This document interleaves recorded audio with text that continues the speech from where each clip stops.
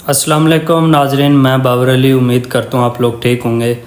تو آپ مجھے دیکھ رہے ہیں میرے اپنے YouTube channel Babar Daily News پر۔ آج کی جو خبریں ہیں، بہت ساری خبریں ہیں۔ قاضی فائز عیسیٰ جب برطانیہ پہنچے تو جہاں انہیں انوائٹ کیا گیا تھا ایک تقریب کے لیے، تو اس موقع پر پاکستانیوں کی بہت بڑی تعداد وہاں پہ پہنچ چکی تھی، کیونکہ انہوں نے اس کا استقبال کرنا تھا۔ تو وہ اس کے استقبال کے لیے پرجوش تھے۔ جس طرح کا ان کا استقبال کیا گیا وہ آپ نے دیکھا ہے۔ قاضی صاحب ایک مڈل ٹیمپل ہال میں انہیں انوائٹ کیا گیا تھا، جہاں پہ پاکستانیوں کی تعداد بہت زیادہ تھی اور وہ اس کے انتظار میں تھے۔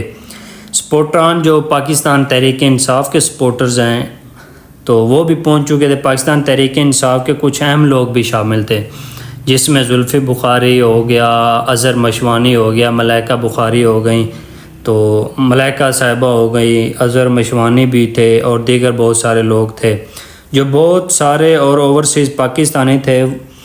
وہاں پر آئے جو تین یا چار برٹش لائر بھی موجود تھے، جو کہ آئے ہوئے تھے قاضی صاحب کا استقبال دیکھنے کے لیے، جس طرح کا استقبال کیا گیا ہے۔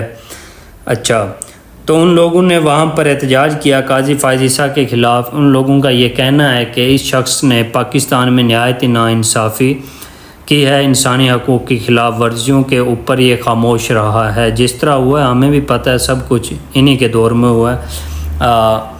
دیکھا جائے تو دنیا کا اور پاکستان کی تاریخ کا متنازع ترین الیکشن بھی انہی کی وہ کیا کہتے ہیں نگرانی میں ہوا ہے۔ جس طرح ایک جعلی حکومت کو جعلی مینڈیٹ دے کر مسلط کیا گیا ہے اس عوام پر، اس ملک پر، حالانکہ ان کی سیٹیں 10 12 15 16 سیٹیں تھی ساری جو انہوں نے جیتی ہیں، وہ بھی کچھ پتہ نہیں کس طرح جیتی ہوں گی، مجھے سمجھ نہیں آ رہی۔ ہزاروں سیاسی کارکنان بے گناہ انہوں نے جیلوں میں ڈالا۔ جو ان کا قصور تھا ان احتجاج کرنے والوں لوگوں کے ایجنڈے میں شامل تھا، جو ان کے مقاصد تھے۔ ان کا جو کہنا تھا کہ ہزاروں لوگوں کو اس نے سیاسی کارکنان کو جو بے گناہ تھے ان کو اس نے جیل میں ڈالا، گرفتار کیا، ان پہ ظلم و ستم کیے۔ اس کے زور میں بہت بڑے ظلم و ستم ہوئے خواتین کے ساتھ، خواتین کی بے حرمتی کی گئی اور خواتین کے ساتھ ظلم و ستم کیے کہ پہاڑ ڈھائے گئے۔ ایک پوری سیاسی پارٹی پاکستان تحریک انصاف PTI کو کرش کیا گیا، اس کا انتخابی نشان ان سے چھین لیا، زبردستی چھینا۔ ویسے وجہ پتہ نہیں کیا تھی۔ پاکستان کی تاریخ کے متنازع ترین الیکشن انتخاب انہی کے دور میں ہوئے، اس شخص کے دور میں ہوئے، اور دھاندلی کی گئی، ایک جعلی حکومت بنائی گئی، ایک جعلی حکومت بنا کر اس قوم پر مسلط کی گئی تاکہ وہ وہی کر سکیں جو پیچھے سے انہیں حکم ہو، جو انہیں اسٹیبلشمنٹ کی طرف سے اشارے ملیں، حکومت اسی طرح کی چال چلے۔ اور ان سب حالات میں شخص نے سہولت کاری کی اور ہر وہ کام کیا جس سے پاکستان جمہوریت کو اور آزادی رائے کو دھچکا لگا۔ سب سے اہم بات یہ ہے کہ آزادی رائے، اور جاتے جاتے جس دن یہ ریٹائر ہوئے یا پاکستان سے، انہوں نے 14 یا 16 کروڑ روپے کا ایک اور چونا لگایا اس قوم کو، وہ میں آپ کو پہلے بھی بتا چکا ہوں۔ جو آئین میں چیزیں لکھی ہوئی ہیں، اسٹیٹمنٹس ہیں، لائنیں ہیں، وہ اس نے سنگ مرمر کے باقاعدہ ایک وہ دیواروں میں نصب کروا دیے ہیں۔ 14 کروڑ روپیہ کہتے ہیں کہ ساتھ ایک قبرستان بھی بنایا سنگ مرمر کا، 4-5 قبریں ہیں، پتہ نہیں وہ قبریں بھی ہیں کہ نہیں، یا ویسے ہی وہ پلر کاٹ کر انہیں بچھا کر وہ قبروں کی شکل دے دی گئی ہے۔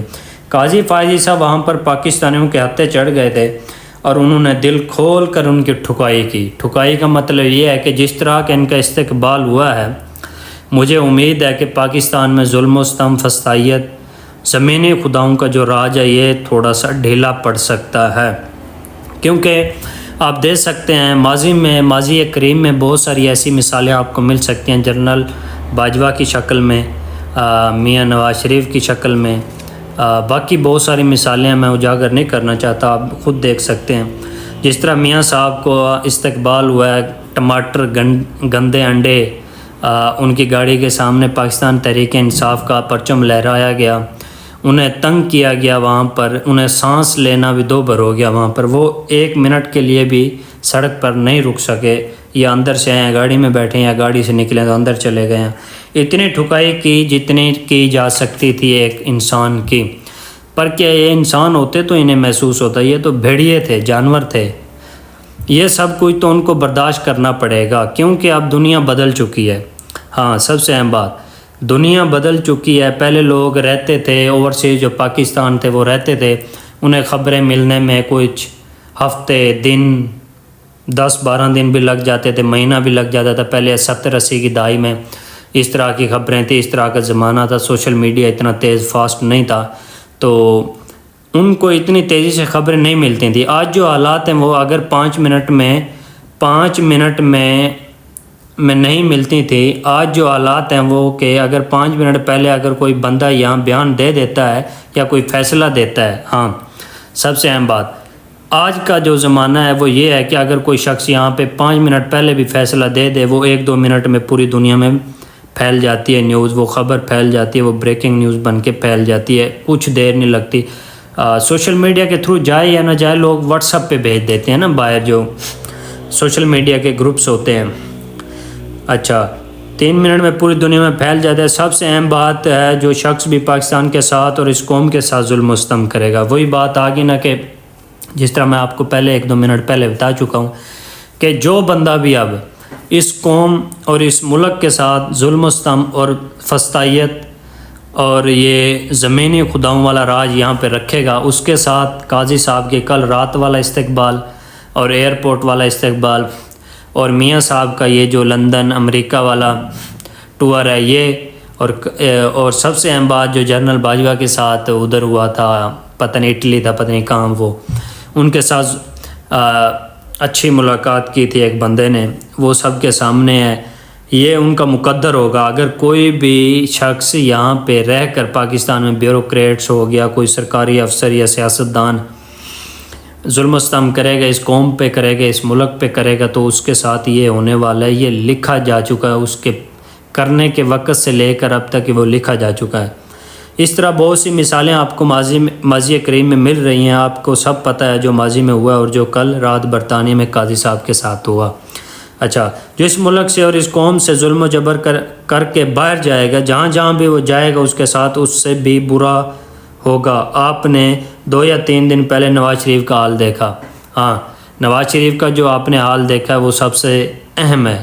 اس سے پہلے نواز شریف کے ساتھ اتنا برا نہیں ہوا، لوگ احتجاج کرتے تھے، گھر کے سامنے پروٹیسٹ کرتے تھے، بٹ اس طرح نہیں ہوتا تھا۔ اب تو لوگوں نے گاڑی کو راستہ بہت مشکل تک دیا، جھنڈے لہرائے، گندے ٹماٹر، گندے انڈے مارے اس کے سر پہ۔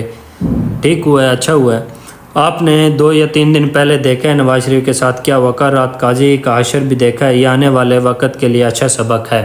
سب سے اہم بات، یہ آنے والے وقت کے لیے بہت اچھا سبق ہے۔ قاضی صاحب جب بھی عوام میں جائیں گے تو لوگ سوال کریں گے، قاضی صاحب آپ سے لوگ سوال کریں گے، آپ سے نہیں کریں گے، ان سے کریں گے جو ظلم و جبر کر کے یہاں جائے گا، اور آپ سے سوال کریں گے کیونکہ وہاں حقیقی جمہوریت ہے، اور آپ وہاں پر کسی ادارے سے ظلم و ستم نہیں کروا سکتے۔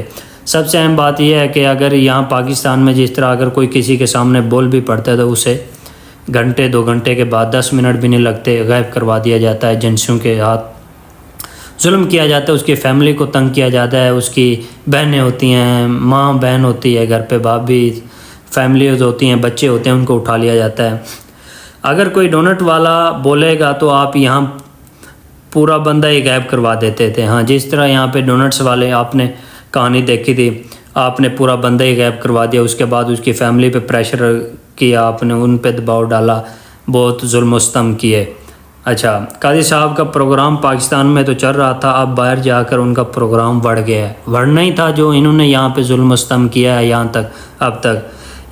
اب تو قاضی صاحب کے پاس ایک ہی راستہ ہے کہ وہ اب برداشت کریں، کیونکہ وہ بری طرح پھنس چکے ہیں۔ یا پاکستان واپس آ جائیں، اس سے بھی برا حال ہوگا۔ اگر وہ یورپ میں ہے تو یورپ میں ایک چیز ہے، لوگ اس کا جانی نقصان تو نہیں کریں گے بٹ اسے ذلیل ضرور کریں گے جب تک یہ زندہ ہے، سانسیں لے رہا ہے۔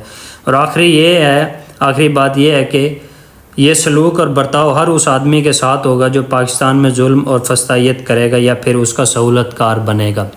یاد رکھیں، اگر کوئی بھی بندہ، کوئی بھی بیوروکریٹس اس پاکستان میں ظلم و جبر اور فسطائیت اور زمینی خداؤں کا روپ دھارے گا تو اس کے ساتھ نواز شریف کا 1-2 دن پہلے والا حال اور قاضی صاحب کا 2-3 دن نہیں رات والا حال اس کے سامنے ہے۔ اس کے ساتھ وہی ہوگا جو ان دونوں کے ساتھ ہوا ہے یا جنرل باجوہ کے ساتھ